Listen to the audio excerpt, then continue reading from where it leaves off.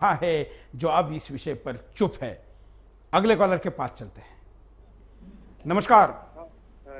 सूरज जी नमस्कार। बोलिए। हाँ सूरज जी, लग रहा है ये बुढ़ा सटिया गया है।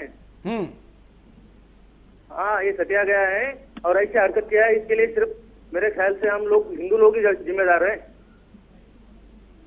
इसके लिए केवल हिंदू नहीं, इस देश के सारे देशभक्त जिम्मेवार हैं जो ऐसे हरकतों को नजरअंदाज करते हैं। हम आपको कुछ प्रतिक्रिया दिखाते हैं। कुछ लोग आज उनके घर के सामने गए और उसके घर के सामने जो बोर्ड लगा है उसके बाद वहां पर खड़े होकर कुछ प्रतिक्रिया दी। हम आपके सामने वो भी दिखाते हैं। उसके अंदर जो भी सांसद जाते हैं वो जनता के प्रतिनिधि होते हैं और उनको चुनने वाले भी सभी धर्म और समुदाय के होते हैं। मैं ये मानता हूँ कि भारत की आज़ादी के पूर्व से ही सभी धर्मों ने वंदे मातरम को अपनाया है और यहाँ तक कि मुसलमानों के जितने भी महत्वपूर्ण नेता रहे हैं वो भी वंदे मातरम का गान करते रहे हैं। अब बात आ जाती है कि संसद में जाकर के वंदे मातरम का अपमान करना, वंदे मातरम बोले जाने पर वहाँ से उठ करके चल देना, ये संसद का ही अपमान नहीं है, वो वरन हमारे जो है संपूर्ण भारतीयता का अपमान है। एक मुस्लिम सांसद की ओर से ऐसा इस प्रकार करना कितना उचित है? बात मुस्लिम और हिंदू की नहीं है, बात ये है कि किसी भी देश का अपना एक राष्ट्रीय गीत है और पाकिस्तान के लोग भी अपने राष्ट्रीय गीत को सम्मान के साथ में बोलते हैं। ये केवल एक भारत का इस्लामीकरण करने की योजना है और भारत के लोगों को आपस में बांटने की योजना है, जिसका कि प्रतिकार किया जाना चाहिए सभी लोगों की। चलिए कुछ कॉलर के पास चलते हैं। नमस्कार, बोलिए क्या बोलना चाहते हैं आप? हाँ सुरेश जी। हाँ सुरेश जी जय हिंद। जय हिंद। मैं कलकत्ता से राजेश कुमार सिंह बोल रहा हूँ। सुरेश जी हाँ मैं बोलना चाहता हूँ हमारे देश के और देश के नेताओं को क्या हो गया है बताइए। पार्लियामेंट में बैठ के जहाँ पर हमारी सरकार चल रही है, सारे पार्लियामेंट के लोग बैठे हुए हैं, पार्लियामेंट के मेंबर बैठे हुए हैं, वहाँ पर इस तरह की घटना घटी जा रही है और यहाँ पर बोलने वाला कोई नहीं है। ना इसके लेकर ना कोई मीडिया इसको उछाल रहा है। सारा दिन साथ बहुत साजिश लोगों को दिखाने का समय इस चीज को दिखाता नहीं है। लोग इतनी बड़ी घटना हो जा रही है, ना पार्लियामेंट का कोई मेंबर, ना कोई मंत्री, ना कोई नेता इस पर कोई अपना विशेष टिप्पणी कर रहा है। आखिर इस तरह से हम लोग हिंदुओं को क्या हो, मैं बोलना यही चाह रहा हूँ कि हिंदुओं का आखिर क्या हो गया, हिंदू तो बढ़ जाते हैं। बिल्कुल, धन्यवाद। अगले कॉलर के पास चलते हैं। नमस्कार। नमस्कार सर। नमस्कार, बोलिए। सर मैं ये कह रहा हूँ इस विषय पर, इस सांसद ने हमारे देश का, हमारे भारत माता का अपमान किया है। ऐसे सांसदों को चुनाव लड़ने से रोकना चाहिए और उनकी संसद सदस्यता समाप्त कर देना चाहिए। तुरंत उन पर राष्ट्रद्रोह का मामला लगाकर उनके खिलाफ कार्रवाई करना चाहिए। ऐसे व्यक्तियों को क्षमा करना ये राष्ट्र के साथ धोखा है, राष्ट्र के साथ गलत करना है। मीरा कुमार ने इस पर जो ढीला और नरम रवैया अपनाया है, ये गलत है राष्ट्र के लिए। ऐसी ताकतें मजबूत होंगी, वो फिर से उठाएंगी। धन्यवाद। अगले कॉलर। नमस्कार। हाँ जी नमस्कार जी, मैं गगन बात कर रहा हूँ दिल्ली से। हाँ मैं ये कह रहा हूँ कि ये हमारे मंत्री साहब है, ये जो है संबल को संबलिस्तान बनाना चाहते हैं, हिंदुस्तान नहीं बनाना चाहते। पर ऐसे नेताओं को इस देश से बाहर निकाल देना चाहिए। इनको कोई हक नहीं है हिंदुस्तान में रहने का। अगर हिंदुस्तान ये वंदे मातरम नहीं कह सकते तो इस देश का अन्न भी ग्रहण नहीं करना चाहिए इन्हें। बिल्कुल, धन्यवाद। हम आपको उपाय दिखाते हैं कि क्या उपाय हो सकते हैं। देखिए, बर्क को तुरंत संसद की सदस्यता से निलंबित किया जाए। लोकसभा अध्यक्ष ने बर्क के राष्ट्रगीत के बजने के बीच में ही उठकर चले जाने पर कड़ी प्रतिक्रिया दी है। लोकसभा अध्यक्ष बर्क पर कड़ी कार्रवाई के साथ ही संसद सदस्यता से भी बर्खास्त करें। बर्क पर राष्ट्रद्रोह का मुकदमा चले। बर्क ने जिस तरह से राष्ट्रगीत का अपमान किया है और संसद की गरिमा को तार तार किया है, ऐसे में उस पर तुरंत देशद्रोह का मुकदमा दायर करके जेल में डालना चाहिए। बसपा बर्क को तुरंत पार्टी से निलंबित करे। जिस तरह से बर्क ने राष्ट्रगीत का अपमान किया है, लेकिन अभी तक मायावती ने इस पर कोई प्रतिक्रिया नहीं दी है। इससे पता चलता है कि मायावती भी कहीं न कहीं बर्क का साथ दे रही हैं। बर्क को राष्ट्र विरोधी नेता घोषित किया जाए।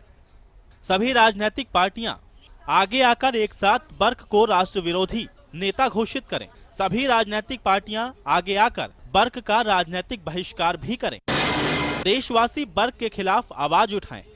जिस तरह से भ्रष्टाचार और महंगाई के खिलाफ देशवासी एकजुट होकर खड़े होते हैं, ऐसा ही इन देश विरोधियों के खिलाफ भी खड़े होने की जरूरत है। बर्क को समझाया जाए कि देश बड़ा है या धर्म। लगता है कि बर्क साहब को अपने धर्म से ही सब कुछ मिलता है। धर्म के लिए ही बर्क जाने जाते हैं। विदेशों में जाकर बर्क अपने धर्म का नाम लेकर अपना परिचय कराते हैं। कॉलर के पास चलते हैं। नमस्कार। नमस्कार प्रदेश साहब, मैं आपका भी सम्मान करता हूँ, सारे श्रोतागण का भी। अगर हमने कोई ऐसी अटपटी बात कहे तो क्षमा कर दीजिएगा। पाकिस्तान में जिसको भी इलेक्शन लड़ना होता है उसको ये पता होना चाहिए कि कुरान उसको अच्छी तरह से आना चाहिए, नंबर 1। नंबर 2, एक मैंने मूवी देखी थी, वो बेस्ट का कुछ स्ट्राइक भाई था, नेता ने करवाया था। स्ट्राइक के बाद में कुछ समझ में नहीं आ रहा था कैसे करें। Well, police commissioner went to that neta और सीधे बोला अगर तुमने घंटे भर में नहीं बंद करवाया तो तुम्हें गोली मार देंगे, और इमीडिएटली वो सब बंद हो गया। यही है जो कुछ होना है, और दैट इज ऑल। और भी बहुत कुछ कहना है, लेकिन वंदे मातरम। वंदे मातरम। अगले कॉलर के पास चलते हैं। नमस्कार। हाँ सुरेश जी, नमस्कार। बोलिए। हाँ सर जी, ये बुढ़ा कुचड़ जो ये कर रहा है ना, ये एक प्रकार का साइबर हमला है। भारत देश पे साइबर हमला कर रहा है और अपनी बात जन जन तक पहुंचा रहा है। ये कहते हैं, कुछ लोग कहते हैं ना, इस्लाम जो है पानी की तरह फैल रहा है। तो ये पानी के की तरह जो इस्लाम फैल रहा है, इसके नल है ना जो हमारे IAS IPS और मंत्री जी के घर तक गया हुआ है।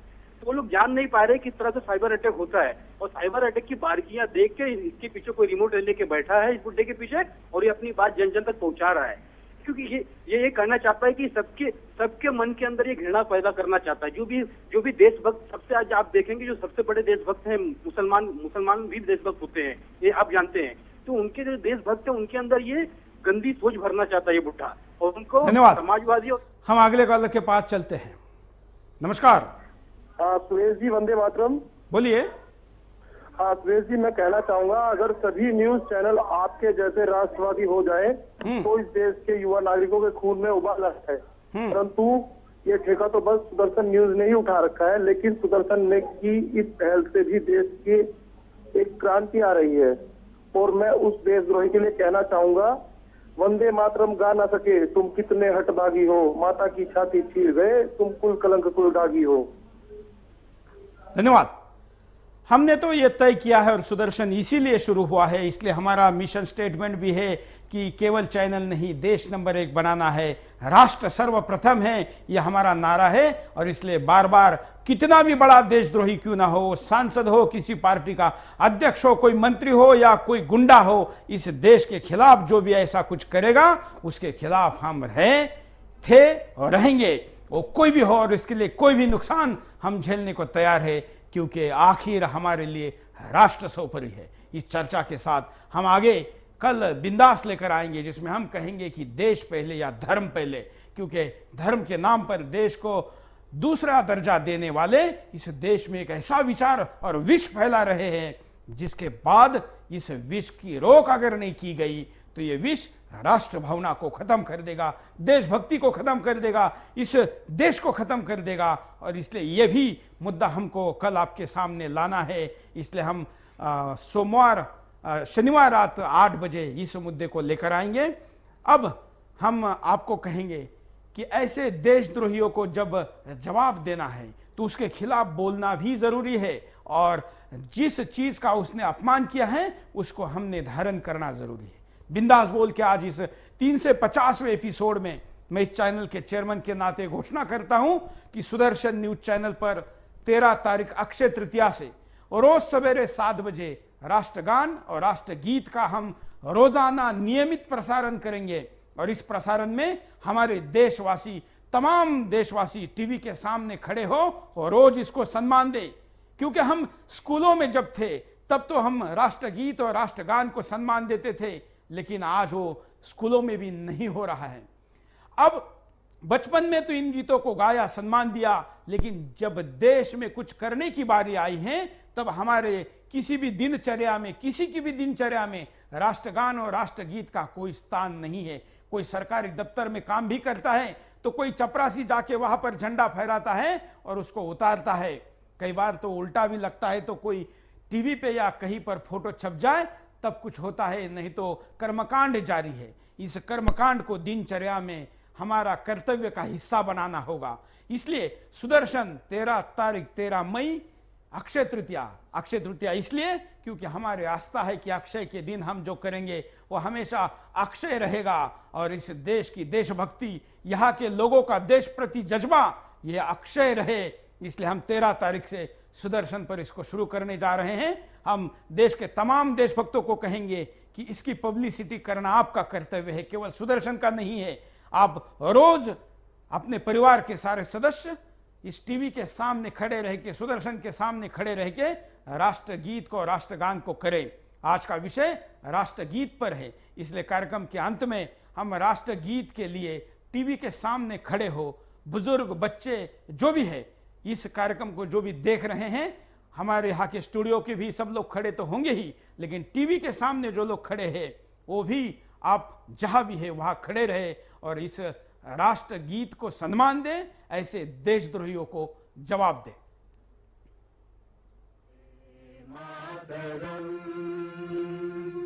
वंदे मातरम, सुजलाम सुफलाम मलयज शीतलाम, शस्य श्यामलाम मातरम, वंदे मातरम, शुभ्रज्योत्स्ना पुलकितयामिनीं,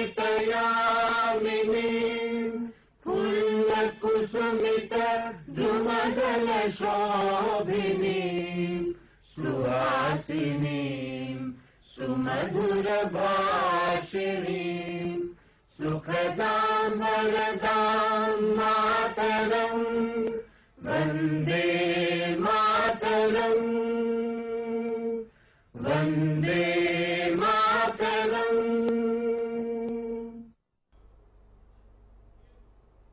जय हिंद। लेते हैं।